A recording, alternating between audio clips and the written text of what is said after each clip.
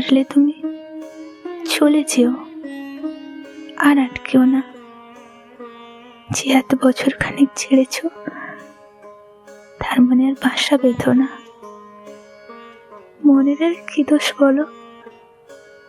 ঠাঁই দিয়েছিলে, ভেবেছিল গোটা জীবনটাই কাটিয়ে দেবে।